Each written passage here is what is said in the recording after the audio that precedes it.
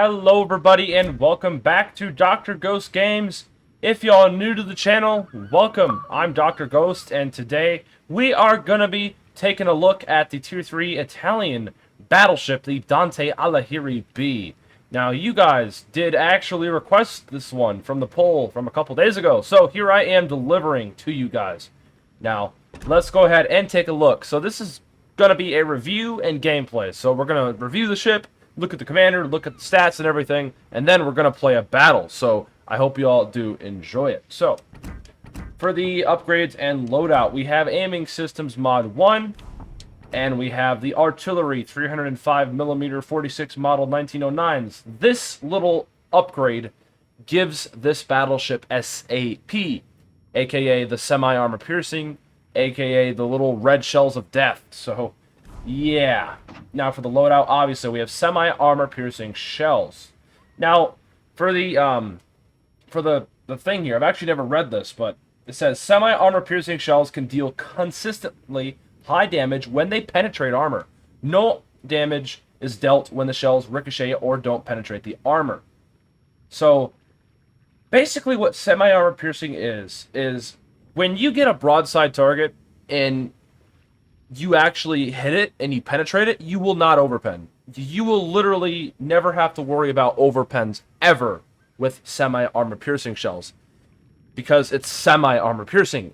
It's not the full-on armor piercing here. So when a shell penetrates, it basically almost blows up instantly. Like, it goes very right when it enters the ship, boom. There's a lot, I think there's a lot shorter fuse time on these shells.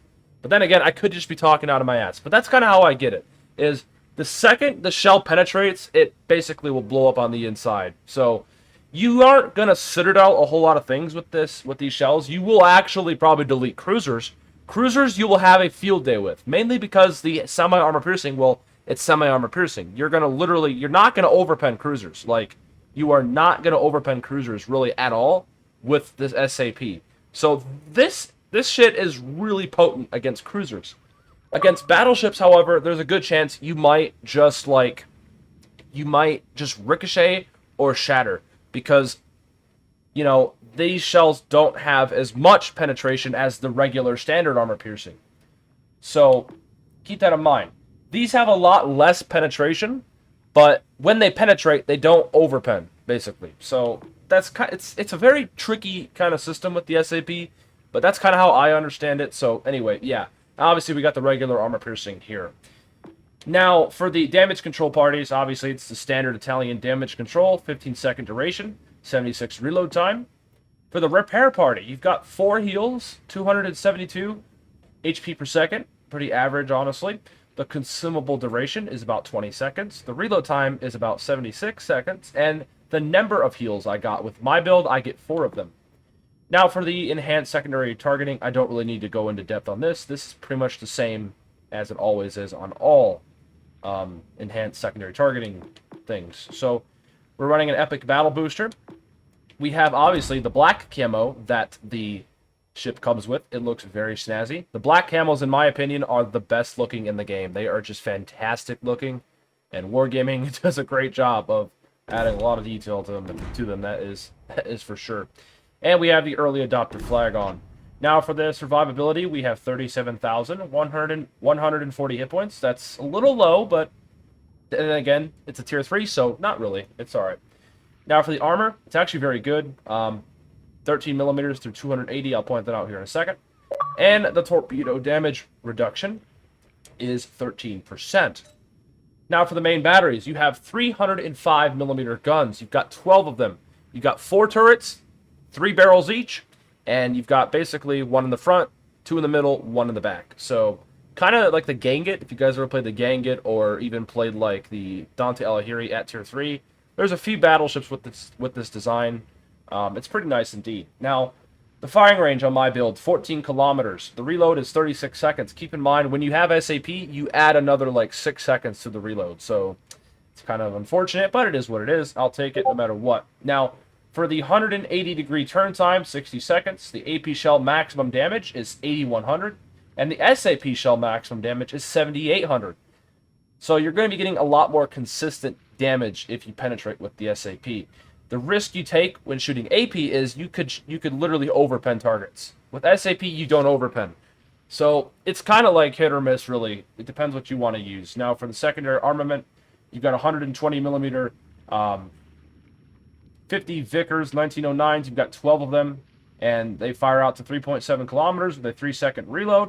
For the SAP, you actually have SAP secondaries, so maximum damage is 2,800.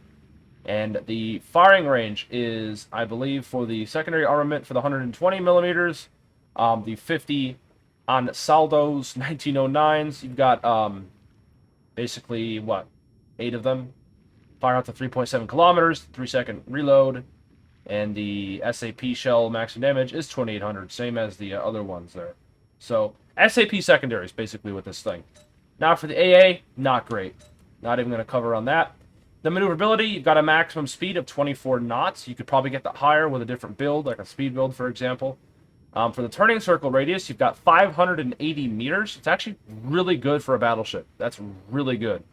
Like, for a battleship, that is god tier for a battleship. So, pretty damn interesting indeed. For the rudder shift, you've got 11.5. That's pretty bad. But then again, it's a battleship at the end of the day. For the concealment, 10.7 by sea. The shell after firing, basically 14 kilometers. Detectability when the ship is on fire, 12.7. Detectability by air is 9.6. And the detectability when ship is on fire, 12.6, 12.7, whatever. Pretty much the same as the air detectability, or as the sea detectability. And the guaranteed detectability is 2 kilometers, and the firing smoke is 9.2. For the armor, now here's the good thing about this ship. This thing has very good armor. Now, you still have to worry about getting penned up on the very tip of the bow here, where the little blue plating is.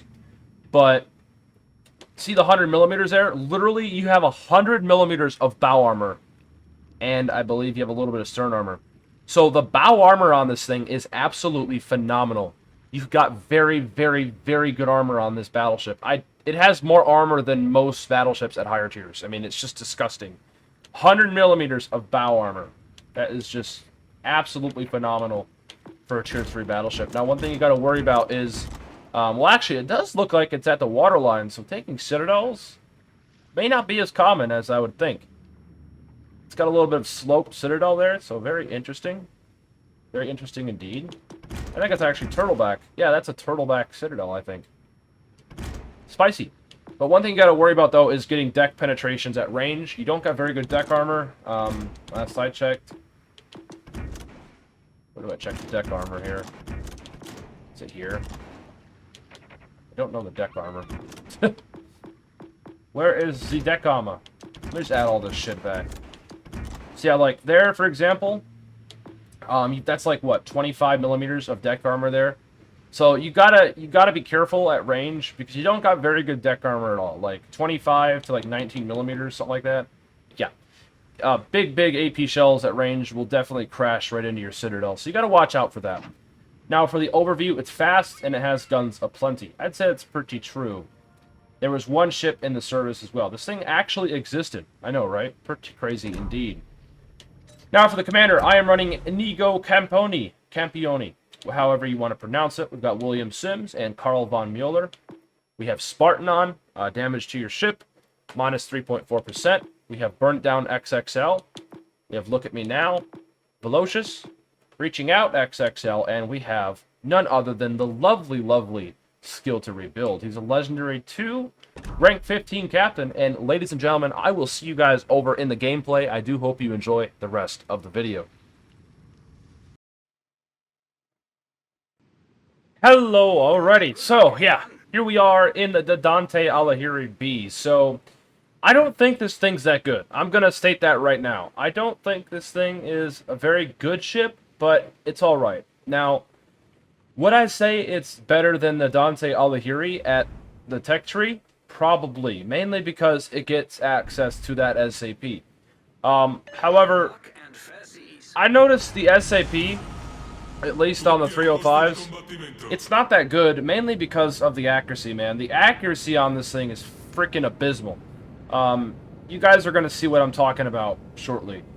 Now, we're going to have an okay game, but we're not going to have the greatest game. This is just one of the matches I got when I first played this thing, and I'll let you guys know what I think of the ship at the end of it. But, yeah, so by no means, this is not going to be a great game. I mean, it's a Tier 3 battleship at the end of the day. The only time I'm ever going to play this is for, like, premium supplies, so, so yeah. But, I think it's alright. Then again, though, it's not something I'm going to go out of my way to play every day of my life, if you know what I mean. So, now, we're going to push straight in here on Ring. Now, we've got a light cruiser with us. I believe we've got a Tenryu, and we also have a destroyer, a Clemson. So, we're going to see what we can do. Now, notice the speed of this thing. This thing is very fast. 24 knots, I was just going there. Yeah, that is pretty fun indeed. Very good speed for this thing. Now, watch the accuracy of these shells. Look how bad they are. I mean, look at that.